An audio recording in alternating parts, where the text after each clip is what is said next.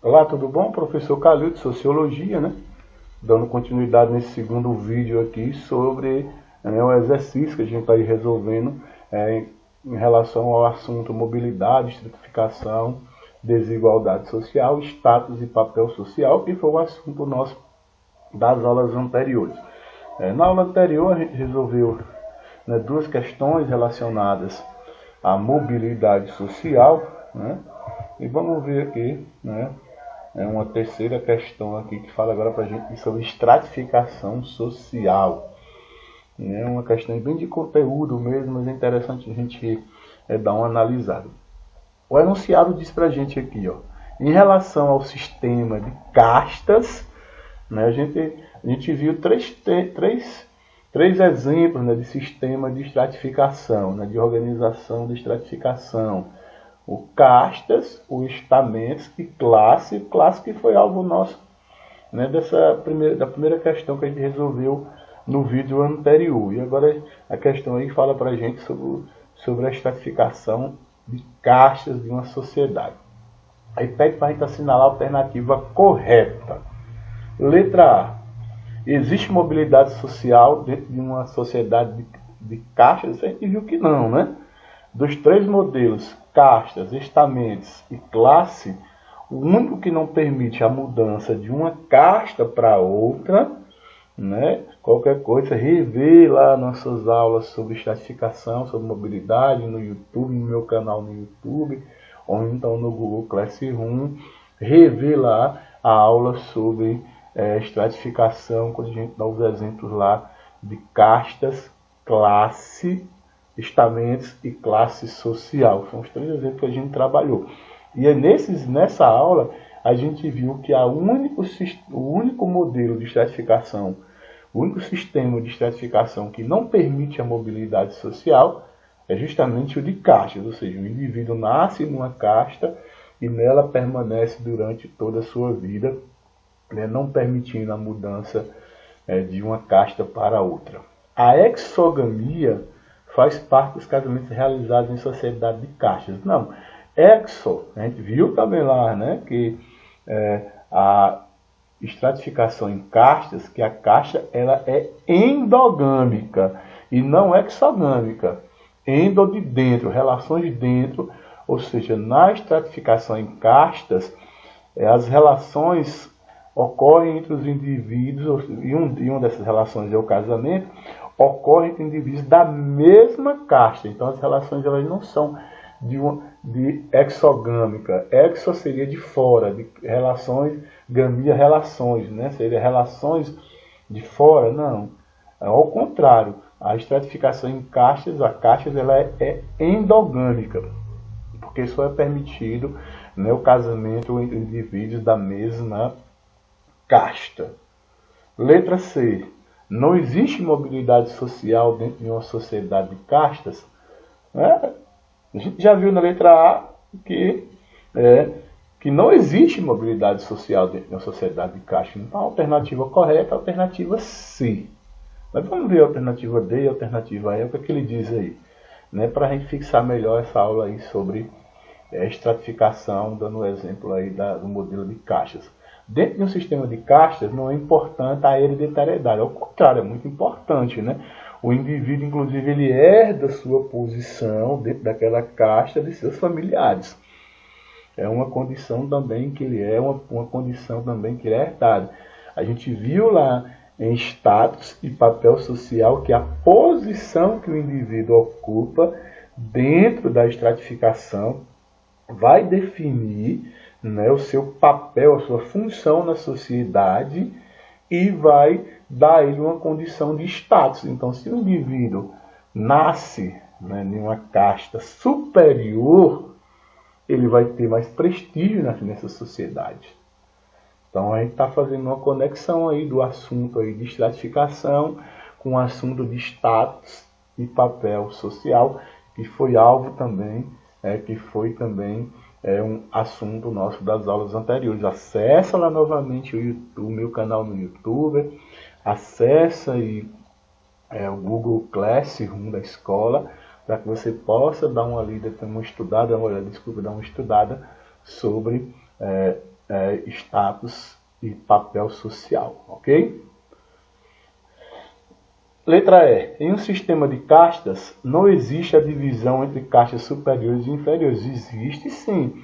Eu disse para você nas aulas celular que a gente estava falando sobre estratificação, falando especificadamente de castas, que elas são extremamente preconceituosas, né, discriminatórias, e que há uma radical divisão entre indivíduos de castas superiores e inferiores. Inclusive, eles não se misturam, né? Então, a alternativa correta nessa questão, alternativa C. Não existe mobilidade, ou seja, não há a menor possibilidade de um indivíduo mudar de uma camada, de uma casta para outra. Quarta questão, ainda também sobre estratificação social.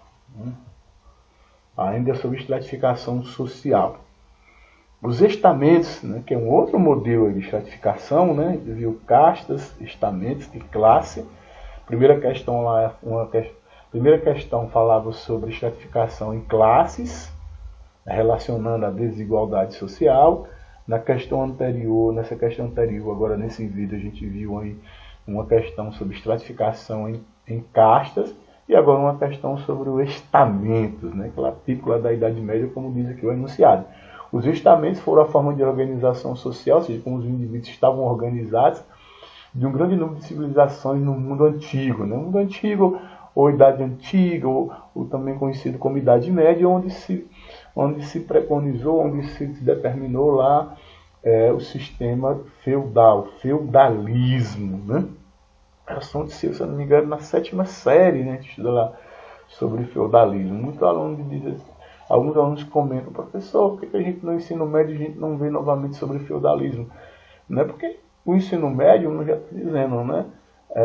O ensino médio é só uma discussão, né, de vários aspectos que você viu lá no Fundamental 2, Fundamental 2, que ele fundamenta.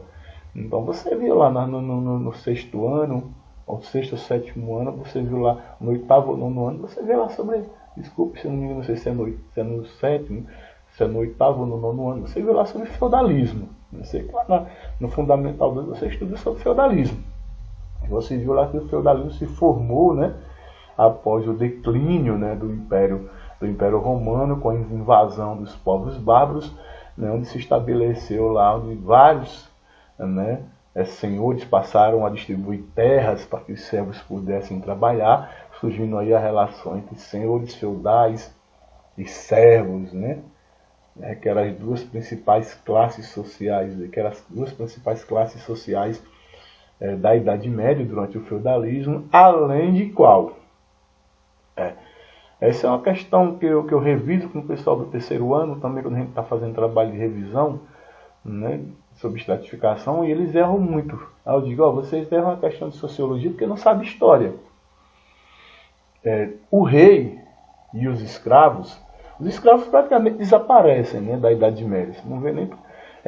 há uma substituição do trabalho escravo pelo trabalho servil. O escravo não recebia nada. Já o servo também não recebia dinheiro, pagamento. Mas também ele não era um escravo. Ele não tinha um dono. Mas ele tinha uma relação de exploração e uma relação de dominação em relação ao seu senhor feudal. Ou seja, os senhores feudais dominavam esses servos. Né? Mas eles não eram escravos. Porque eles recebiam, em troca de terra, eles recebiam proteção.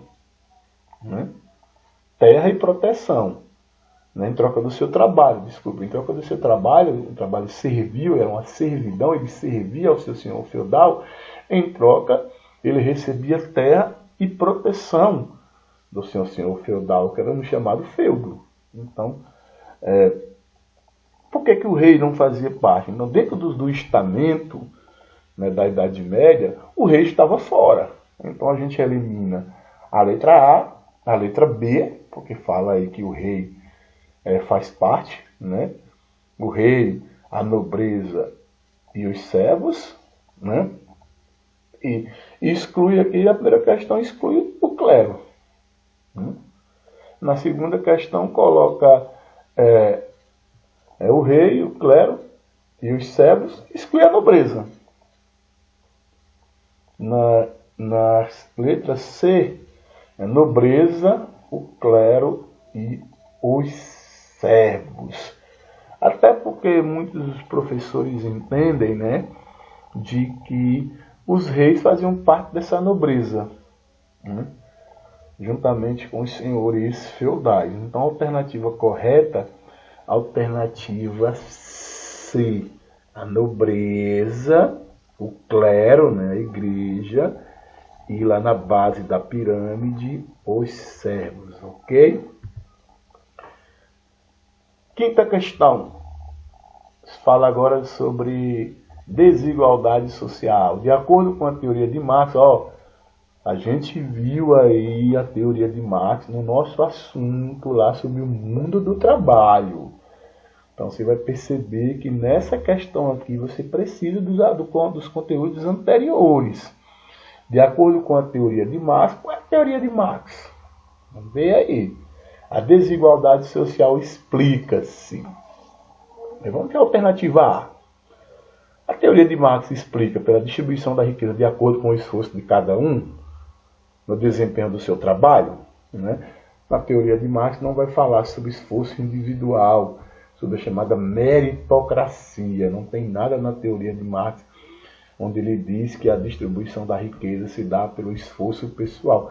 Inclusive, a gente deve desnaturalizar isso, viu? Achar que isso é natural, né? Ou seja, tentar justificar a distribuição da riqueza, né, de acordo com o esforço pessoal de cada um no desempenho do seu trabalho, né? Isso é um discurso dentro do capitalismo, né, de que você é o que você tem, né? Na verdade, isso aqui, o mérito pessoal, não faz parte aí da teoria de Marx. Letra B.